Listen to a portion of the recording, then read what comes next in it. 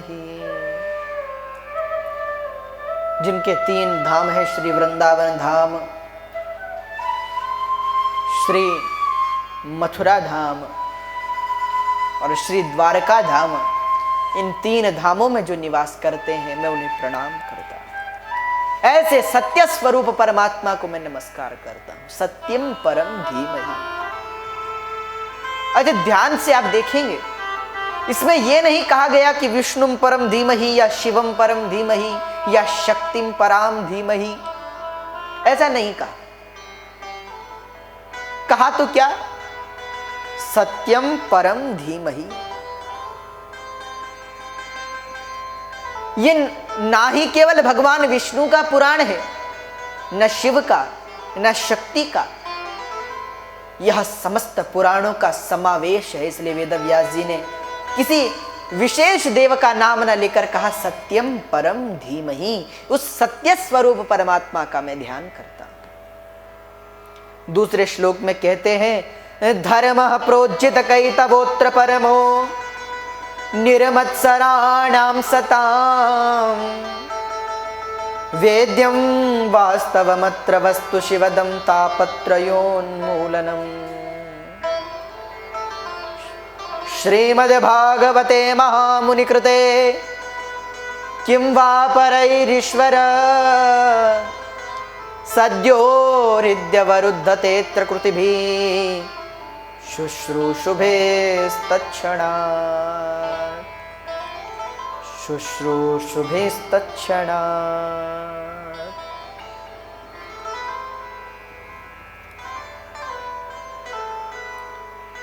यह तो धर्म प्रोज्जित कैतवोत्र परम, श्रेष्ठ धर्म की बात है श्रीमद्भागवत। तापत्रयोन्मूलनम है, त्रितापों का उन्मूलन करने वाली। इसलिए बड़ी महत्वता वेदव्यास जी ने गाई। तीसरे श्लोक में कहते हैं, निगम कल्पतरोर्गलितं फलं सुखमुखाद्रमृतद्रव संयुतं पिबत भागवतं रसमालयं मुहुरहो रसिका भुवि भावुका। यह वेद वृक्ष की डाली पर पका हुआ फल है श्रीमद् भागवत। शुक मुखाद्रमृतद्रव संयुतम, सुख मुख से निकला हुआ है।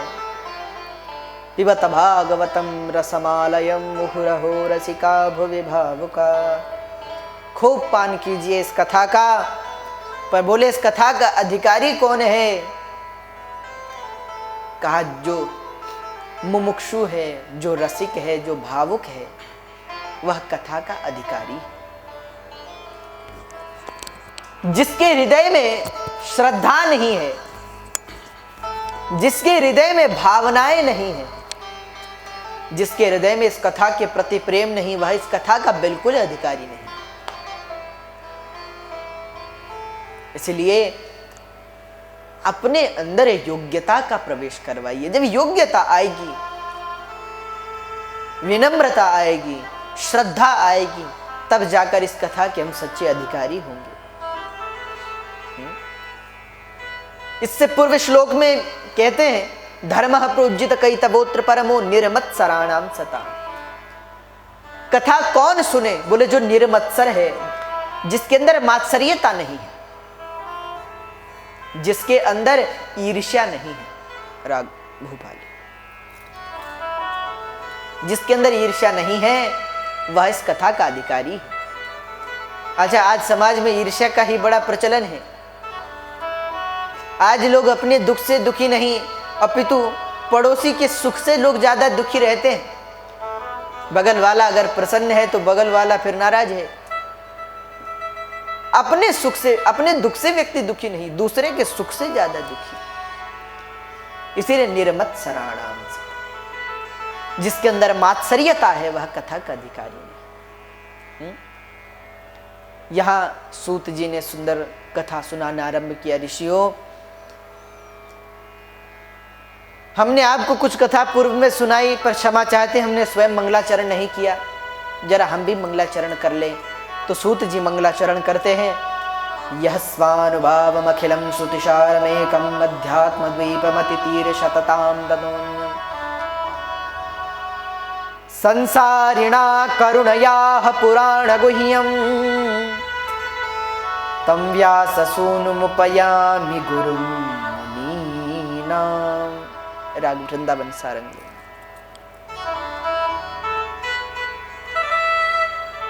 श्री शुकाचार्य को नमस्कार किया। दूसरे श्लोक में कहा नारायणं नमस्कृत्य नरं चैव नरोत्तमं देवीं सरस्वतीं व्यासं ततो जयमुदीरये। मैं भगवान नारायण को नमस्कार करता हूँ, गुरु व्यास को, माँ सरस्वती को और भगवान गणेश के चरणों में नमस्कार करता हूँ। कथा सुनाना आरंभ किया। ऋषियों से पूछा बताओ क्या सुनना चाहते हो। ऋषि बोले बस महाराज इतनी सी लालसा है, हमारे 6 प्रश्न हैं, उनके कृपया उत्तर प्रदान करें। ऋषि बोले क्या प्रश्न है तुम्हारे।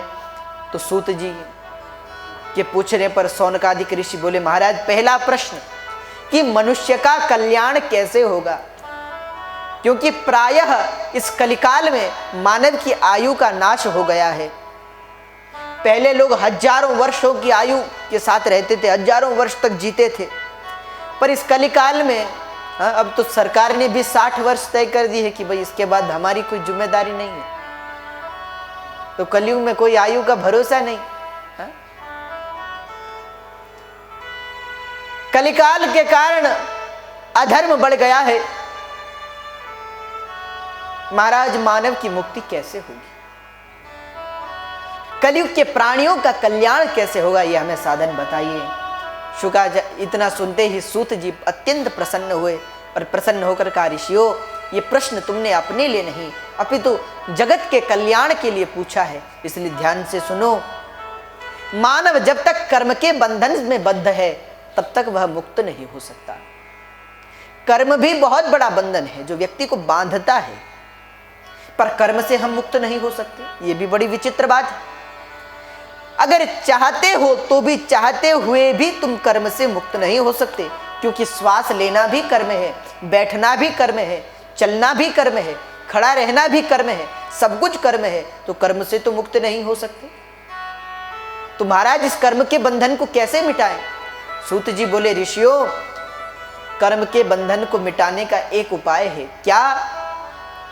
बोले भगवान से कहो कि कायेन वाचा मनसेन्द्रियैर्वा बुद्ध्यात्मना वानुसरे स्वभावा करोमि यद्यत् सकलं परस्मै नारायणायेति समर्पयेतत्।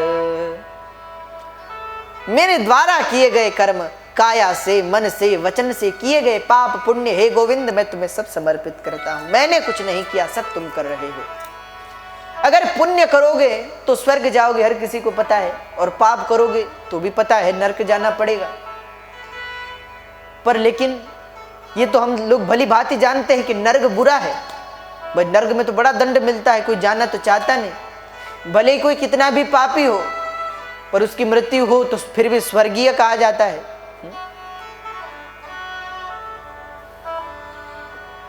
इसलिए नरक में तो कोई जाना नहीं चाहता, पर हम कहते हैं स्वर्ग भी अच्छा नहीं है। क्यों? क्योंकि स्वर्ग का भी एक संविधान है। जैसे हमारे देश में, भारत में संविधान है, कानून का रूल है कि भाई कैसे रहना है, क्या करना है, सब व्यवस्थित है। वैसे ही स्वर्ग का भी एक संविधान है। उस संविधान के अंतर्गत एक वाक्य है कि क्षीणे पुण्य मृत्यु लोके विशंति। पुण्य समाप्त हो जाने पर फिर धरती पर आना पड़ेगा कर्म करने के लिए। अर्थात यहां कर्म करो, अच्छे अच्छे कर्म कर कर फिर स्वर्ग जाओ, उनको भोगो। पर यह बात तो वैसी हुई ही जैसे आपने देखा होगा जिस व्यक्ति के पास पैसे हैं उसे होटल में रखा जाता है। जितने अच्छे पैसे हैं उतने अच्छे कमरे हैं, वैसी व्यवस्थाएं मिलेगी, वैसी सुविधाएं मिलेंगी। वैसे यहाँ जितना पुण्य पाया है वहाँ वैसी ही सुविधाएं प्राप्त होंगी।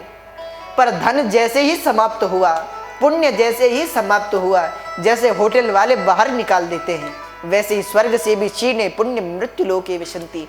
पुण्य क्षीण हो जाने पर फिर धरती पर कर्म करने के लिए आना पड़ता है। एक महात्मा बोले ये तो वैसे हुआ कि हफ्ते में 5 दिन गधे की तरह व्यक्ति काम करे और 2 दिन बंदर की तरह आराम करे, ये तो वैसा है। तो इससे मुक्ति कैसे? क्योंकि जब आना इस भव सागर में फिर से है तो इसे जाने का क्या फायदा।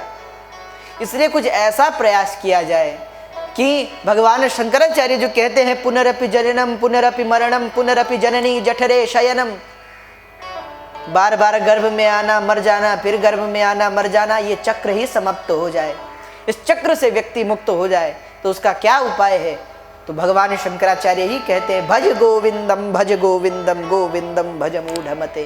क्यों ना ऐसा किया जाए कि ना पाप ही बचे, क्योंकि पाप होंगे तो नर्क जाओगे, पुण्य होंगे तो स्वर्ग जाओगे। क्यों ना ऐसा किया जाए कि ना हमारे पास पाप ही बचे ना पुण्य ही बचे, दोनों समाप्त हो जाएं और दोनों की समाप्ति पर हमें भगवत प्राप्ति हो जाए। तो ऐसा कैसे होगा? तो बोले हम दिन भर जो भी कर्म करें, रात्रि के समय अपने बुरे और अच्छे कर्मों का स्मरण करें कि आज हमसे क्या गलती हुई, कौन कौन से पाप हुए, कौन कौन से पुण्य हुए, उनका स्मरण करें और पापों के लिए भगवान से क्षमा मांगे कि हे गोविंद आपका शरणागत हूँ, प्रार्थना ये प्रयास करूँगा कि कल ये पाप ना हो।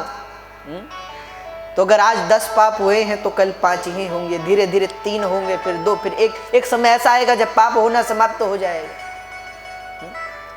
पापों के लिए क्षमा मांगे और पुण्य भगवान को समर्पित कर दे। भगवान से कहे प्रभु मैं जो भी कर रहा हूँ वो सब आप करवा रहे हैं, वो मैं नहीं कर रहा। कर्तृत्व का अभिमान जिस दिन समाप्त हो जाएगा उस दिन व्यक्ति कर्म से मुक्त हो जाएगा। जब ये मान लोगे कि मैं नहीं कर रहा, सब वो करवा रहा है। पर बड़ी विचित्र बात है, जब कोई अच्छा काम होता है हमसे, हम अच्छा काम करते हैं तो कहते हैं ये काम हमने किया है, और जब कोई बुरा काम हो जाता है तो कहते हैं सब भगवान ने करा दिया है, सब भगवान ने कराया है। एक चोर को पकड़ा गया, जज साहब के सामने उसे प्रस्तुत किया गया। जज साहब ने कहा कि तुमने चोरी की है? हाँ महाराज। सब पता हो गया, सारे सबूत उसके खिलाफ पता चल गया कि यही चोर है। पूछा गया कि कुछ अपनी सफाई में